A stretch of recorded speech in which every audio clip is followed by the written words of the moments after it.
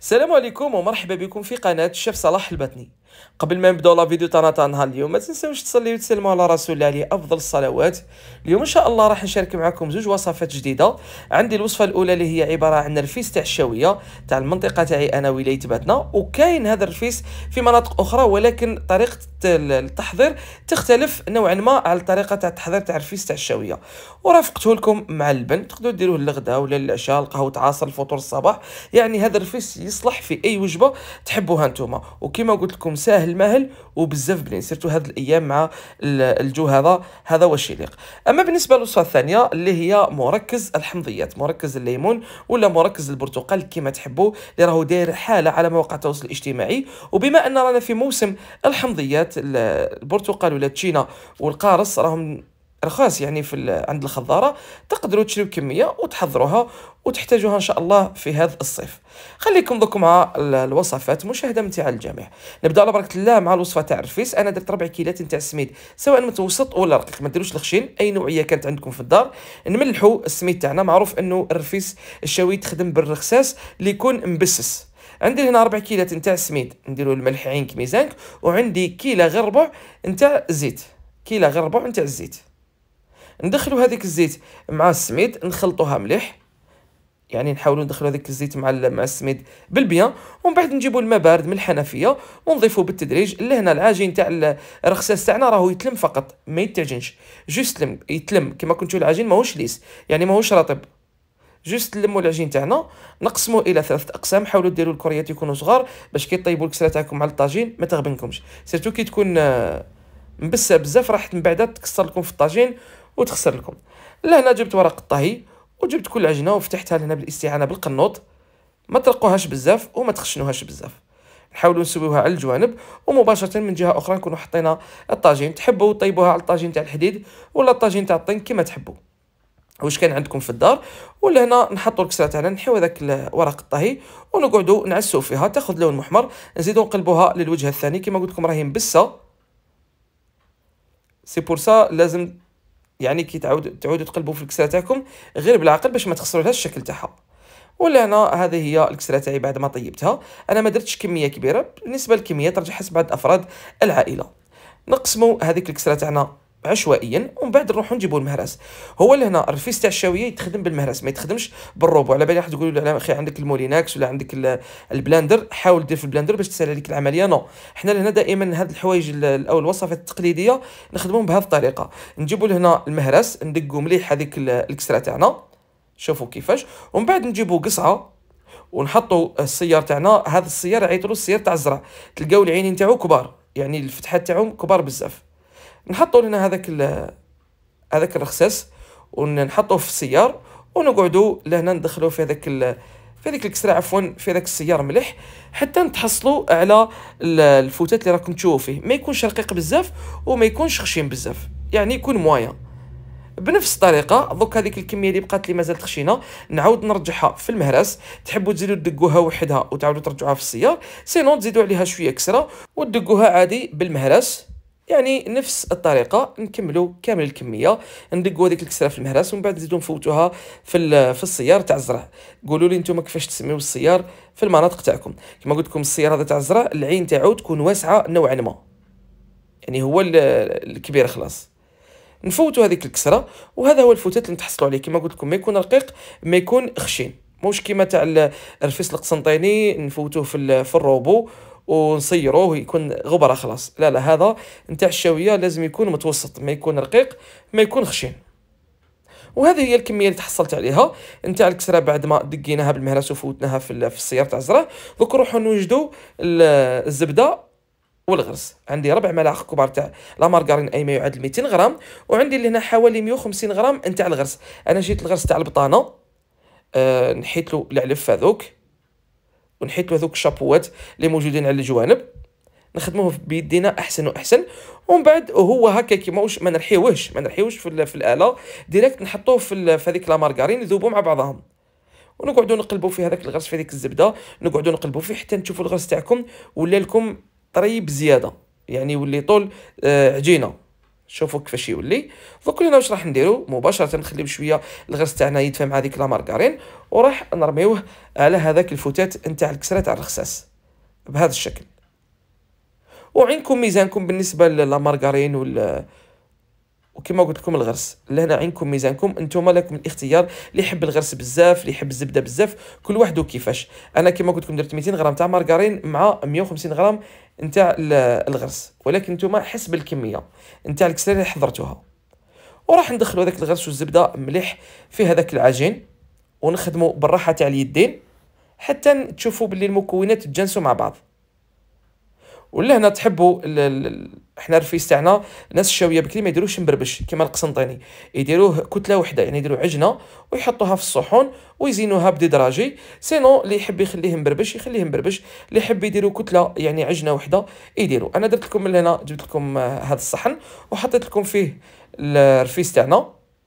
كما قلت لكم جا بزاف بنين، وما فيش يعني ما فيش بزاف خطوات جد سهله وبسيطه، وانا يعجبني بزاف بزاف على باقي الوصفات تاع الرفيس صراحه. بزاف بنين وما فيش كما قلت لكم خطوات، مكونات كثيره، فقط كسره وغرس وزبده. وكما قلت لكم درت لكم لهنا في الصحن كتله واحده، ودرت لكم في الصحن منها مبربش. كما قلت لكم هذه هي الطريقه نتاع ناس الشاويه، نخدموا بهذا الشكل. بالنسبه للتزيين احنا كنا نديروا له ديدراجي على الوجه، هذا ما كان، ولكن بما انه عندنا مكسرات الحمد لله نقدروا تزينوا بالمكسرات بالسكر كلاسيك كما تحبوا، لكم الاختيار. ولهنا ايضا درت لكم هذيك زينت الصحن اللي خليته مبربش يعني يجي كي البربوشه، وزدنا له شويه الزبده. احنا بكري نديروا الزبده تاع البقري ما نديروش لا مارغرين، وانتم لكم الاختيار. ونقدموه مع اللبن، وتقدروا ديروه للغدا ولا ديروه للعشاء، ولا تقدروا ديروه الفطور الصباح تفطروا به مع الحليب، ولا تقدروا حتى ديروه القهوه عصر كما تحبوا. كانوا ناس زمان الشاويه يحطوه للضياف، يحطوه للمجاهدين، يعني هذه هي الوصفه نتاع ناس الشاويه، وعطيتها لكم مع كامل تفاصيلها.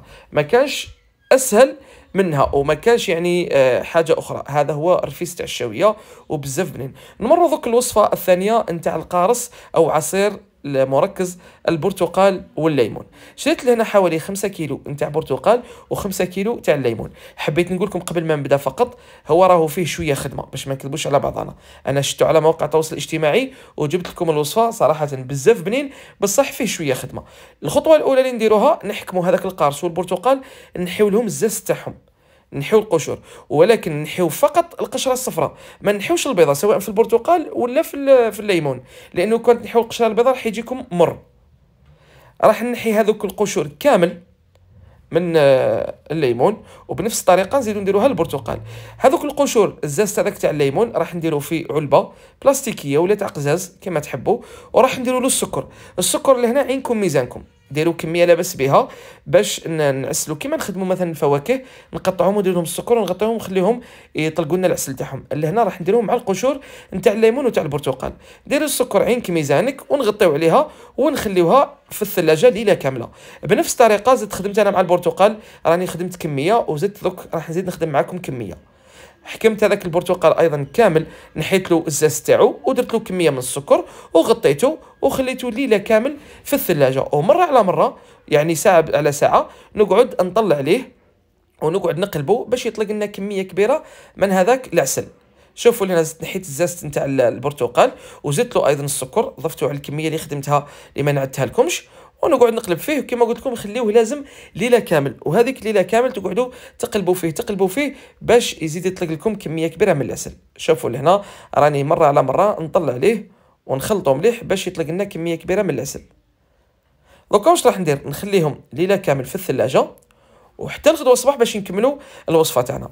ولكن لهنا انا كي حطيت هذوك في الثلاجه مباشره راح جبت البرتقال تاعي وهذاك الليمون راح نعصرهم باش نحيهم على طريقي، نعصرهم هذيك الليله. اللي عنده اله سبيسيال تاع البرتقال ولا تاع الليمون حاولوا تنحيوا القشور وحطوا غير البرتقال ولا حطوا غير الليمون بلا القشور باش ما يطلق لكمش هذيك المراره. اتونسيون يعني باش تسهل عليكم العمليه. اللي عنده اله سبيسيال تاع العصر يخدم بها. عصرت هذاك الكميه تاع البرتقال وكميه الليمون، تحصلت على هاد العصائر، غطيتهم خليتهم في الثلاجه حتى الغدوه الصباح كي وجد لي هذاك العسل نتاع القشور باش هذيك الساعه نقدروا نوجدوا المركز تاعنا. لهنا واش نديرو الصباح كي يصبح الحال، جبت هذاك العصير تاعي تاع البرتقال درتو في ريسيبيون كبيره وضفت عليه هذاك الزاست. شوفوا لهنا كيفاش راهو معسل، راهو فيه العسل. سيرتو الصباح كيف فتحت عليه لقيت طول العسل على الوجه، خلطته فقط راهو ما يبان لكمش. ولهنا بنفس الطريقه شوفوا هذاك القشور ايضا الليمون بنفس الطريقه حتى هما طلقوا لنا العسل. ودوك حتى هما بنفس الطريقه راح نجيبوا علبه ولا نجيبوا ريسيبيون تكون كبيره، وراح نحطوا هذاك العصير مع هذاك الزاست وراح نخلطوهم مليح من الفوق لتحت من الفوق لتحت حتى يتشربوا مليح هذاك العسل اللي طلقه لنا السكر مع قشور الليمون ولا قشور البرتقال. وراح نخليهم يتعطنوا حوالي نص ساعه ومن بعد راح نصفيهم.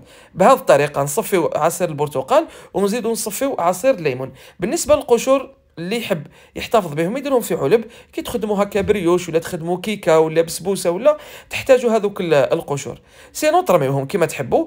ولا هنا بعد ما صفيت هذاك عصير البرتقال درتو في علبه تاع بلاستيك اللي يكون عندها مقفل تاعها، وراح نغطي عليه ونخليه في المجمد.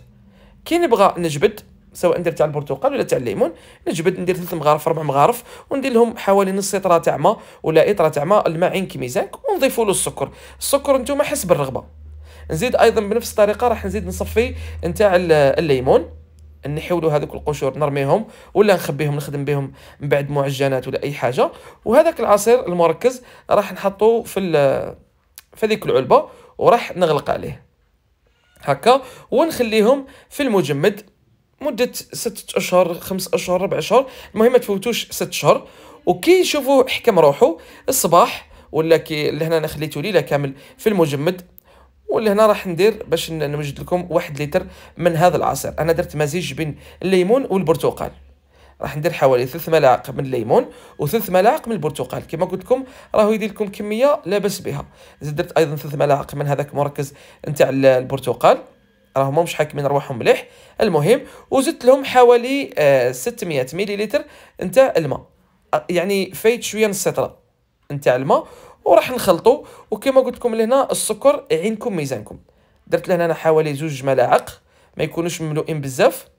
وراح خلطوا مليح حتى نذوبوا هذاك السكر، وتقعدوا تذوقوا وتشوفوا اسكو راهو يحتاج السكر ولا ما يحتاج. وكما قلت لكم الحلاوه حسب الرغبه، ونحطوه في قارورات زجاجيه ولا تاع بلاستيك ونحطوه مع الغداء ولا مع العشاء. صراحه بزاف بنين، هو يجي بزاف بنين بصح للاسف الشديد فيه خدمه. اذا هذه هي وصفاتنا لنهار اليوم، نتمنى انهم ينالوا اعجابكم وتجربوهم. ما تنسوش تابونيو في القناه وتفعلوا زر الجرس باش يوصلكم كل جديد وصفاتي.